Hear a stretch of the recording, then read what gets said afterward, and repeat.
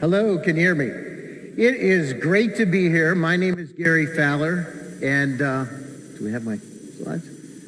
And I'm a serial entrepreneur and investor. I've been involved in 17 startups and several unicorns. I was on the original management team at Click Software, which was sold to Salesforce for $1.35 billion, and also Eva.ai, an AI HR tech company. I've been involved in technology in Silicon Valley for 37 years. I've been involved in artificial intelligence for 26 years. So it's kind of interesting hearing the stories. I love AI because if we look at it, this is like the beginning of the 20th century. And this is the new electricity.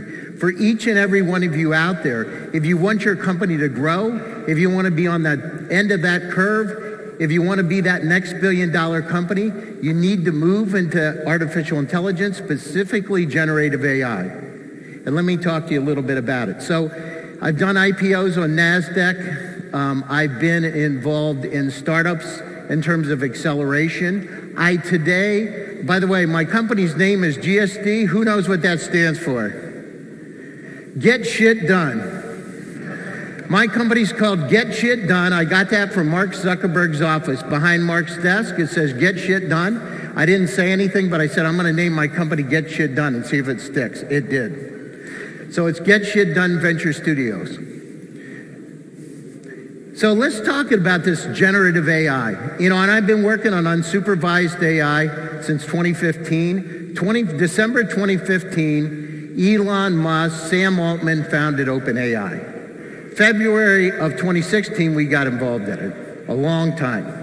It's kind of interesting because I wrote an article in 2020 about GPT-3 and my friend said, oh, this is never going to happen. Nobody's going to ever do this. This is science fiction. And guess what? Now everybody wants to do it, right? But think about the opportunities. The opportunities for each one of you to create companies that focus on areas like customer service. Think about personalized customer service that's going to fundamentally change the interaction with your customers.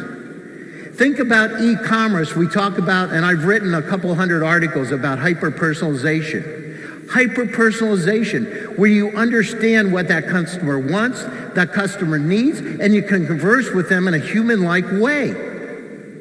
There's incredible talent in Poland. But you know, Poland is like having a Ferrari in the garage and you don't take it out.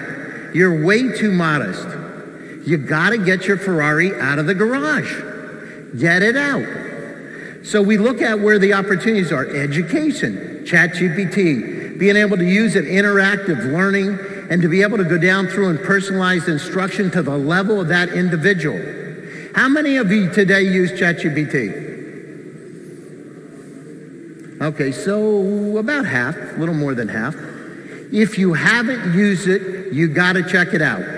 There's going to be two classes of society, the people that understand data and the people that don't. You want to be on the side of the people that understand the data. Let me paint a picture for you. I call it infobesity. In each one of your worlds, you've got about 300,000 items in your personal cloud. The entire web in 1996 was 257,000 websites. Each one of you has more information in your personal cloud than the entire web. Think about it. How many times in the last 2 weeks has somebody said, I sent you a message, did you get it? Where did you send it? Did you send it to Slack? Did you send it to Facebook Messenger? Did you send it to LinkedIn? Which one of your email addresses? We are in a state of infobesity. Think about it. So in the last 2 weeks, how many times has somebody said, did you see my email? Have you been able to find it? No, I think it went to spam. Send it again. This fundamental problem affects everybody. I talked to the head of the quantum lab at Harvard University, Pranea, same problem. The head of AI at MIT, same problem. Top professor at Stanford University, same problem. Ashton Kutcher, same problem. We need to solve these problems. Each one of you, if you want to build a billion-dollar company. Listen, we sold a company for $1.35 billion. My partner just exited Stacks for $1.4 billion. You can do the same thing. Listen, I'm a poor country boy. I grew up on a farm. I didn't know anything. We had chickens and pigs and horses and cows. You can make that dent. Healthcare, one of my companies, MedMatch Network, is from Yale University. I have 133 companies in my portfolio today from 57 countries. We build companies. We're venture builders. Imagine AI that can make that patient experience smoother, that can help the patients to, in a human-like way, find out information, be the first line in terms of that relationship, help them to be able to get referrals to other doctors, help them. Human resources, one of my companies today is called Runday.ai. Runday does multi-calendar scheduling, and for one of the largest coffee companies in the world, and I think you can probably imagine who that is, they're actually being the first line to do the interviewing to be able to get people to work for that company, to make it smooth. Software development, listen, if the software developers in here have not used ChatGPT or some of the generative AI tools, I'd be surprised. It does amazing, amazing things. Marketing, each one of you now have the capability to have superhuman, super intelligent capabilities.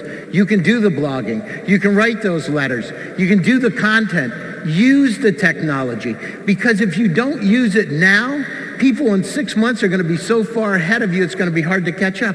Use it. Try it. Research.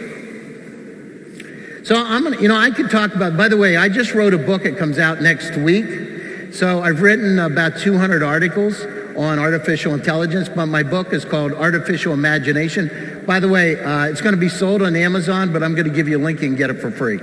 Right, so if you want it. Let's just talk about customer service. What are some of the common issues we have in customer service? What capabilities of the current chatbots kind of suck?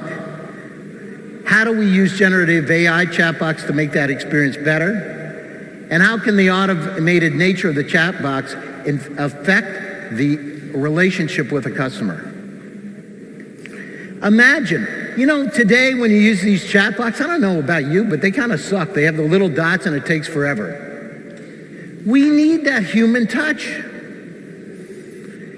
Personalized based on what your sentiments are, what you like, what you need, what you feel. Anticipating what the future's going to be. Those kind of things. Why? Because we go back to the infobesity. You're so inundated with information. Think about it. When you use the World Wide Web today, you look at the first page, maybe the second one, right? What about the other thousands of pages that have information? You don't do it. Now with the capabilities of things like ChatGPT, you can access the information that's tailored for you to be able to help you. And in a human-like way, and I say that because if we look at the interface of what's happening, in my next article in Forbes about sentience, when systems become sentient, those relationships between those systems and ourselves, we're going to start to see a blending where you're not going to be able to understand where the difference between where that human left off and the system, the AI, picked up. That's going to be very, very beautiful. Things like emotion, things like feelings, things like understanding. But what does it do? It reduces the workload of customer service. If we have tools like this in place, it reduces our workload. It makes life better, and it allows us to be able to service our customers better. How many of you in here are doing startups? Raise your hand. I want to see you. Startups. Yeah? A handful. Good. Sales cycles. One of the challenges with salespeople is developing letters, developing material to send out for customers.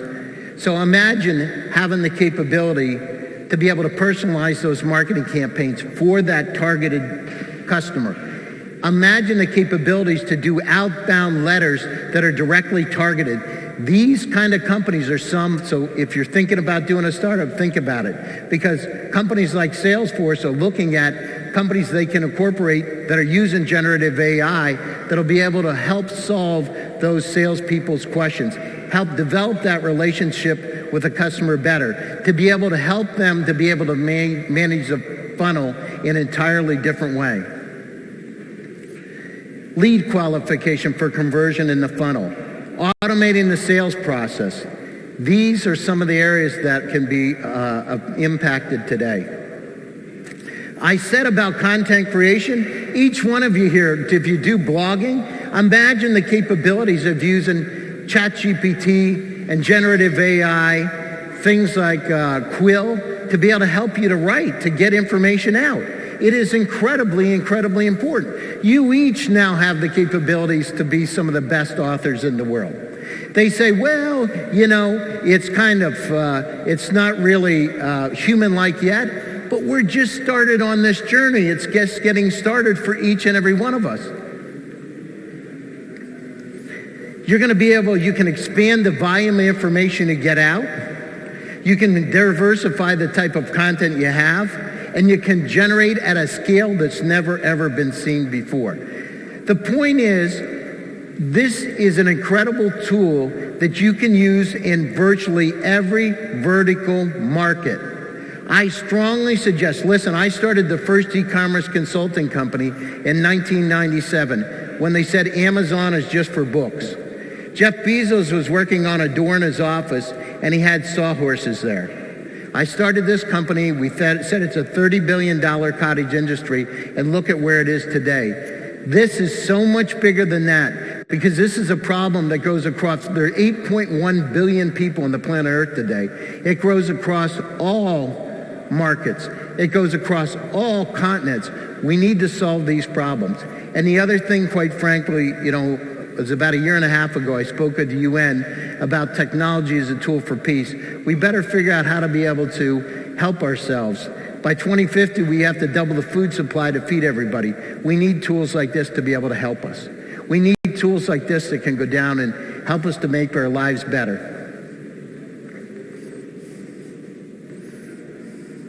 So, I'm going to let you ask questions. You know, I haven't heard those yet today, but I want to help you. So what can we do with these incredible technologies? Increase the customer service experience, help with customer loyalty, increase sales, greater online presence and engagement, and more efficient use of resources to be able to help you. So with that, this is my book that comes out next week. It's called Artificial Imagination. We're getting already getting a lot of positive comments. You're welcome to download it. If you have a problem, you can get to my assistant at hello@GSDVS, getshitdoneventurestudios.com. So in terms of GSD, just a little bit about us. We have a venture studio. We have a hyper accelerator, a super scaler called GSD Labs. I picked 6 to 7 companies worldwide. Today I'm in 57 countries. I'm in Nigeria, Ghana, Zambia. I'm in Poland, the Czech Republic, Slovakia, all over the world, all over the US, including one from Stanford University. So what we do is we build unicorns. That's it. GSD Gets You Done is my family office. So it's actually money coming out of my pocket. What I do is I jump into those companies with you. My team jumps in. Jacques just did a company that was $1.4 billion exit called Stacks. My partner, Mike Engel, on the other side, was a top partner at PwC and KPMG. He's on board doing strategy. We have an incredible, incredible team. We deal with a lot of the wealthiest families in the world who back us. They're interested in AI, and because of the long-standing relationship, they're actually investors in different projects that we have. But anyhow, questions. What kind of questions do you have out there? Go ahead. Should I start? Yeah, go ahead. You said about it's really stupid to basically AI train, but if we come into get into that train, what kind of risks do you see using AI? In other words, what can go wrong? Well, you know, somebody said to me, "What's AI like?" And you know, my first graduate degree is in clinical psychology. And one of the things is like training a kid. You know, if you treat a kid bad or treat a dog bad, they don't turn out right. So some of the risks are misuse of it, not using the right kind of training sets. Sorry, the lights are a little bit brighter. The right kind of training sets. So, I mean, Elon says that he's concerned because we're going to create another Skynet. My situation, it's how we train it to be able to be good or bad, and what kind of emotions and empathy and those kind of things we have in it. So we're like explorers in space right now with artificial intelligence. We're just beginning the journey. We got to figure out how to do it right. And the other thing is, we better make sure that we're, in our standpoint, using it in the right ways. How you use it. Other questions? Questions? All right. Anyhow, I thank you so much for taking time out of your schedule. Each one of you has a chance to be able to change your life. Get shit done. Go out and do it. Don't just talk about it, because in 5 years you're going to be saying, I had that idea. I could have done it. Why didn't I do it? The time is now. Get shit done. If you need some help, if you got an interesting AI company and you need some help, you're welcome to contact me, Gary Fowler. Get me hello at GSDVS. Stay happy, stay safe, and stay healthy, and go get them. Thank you.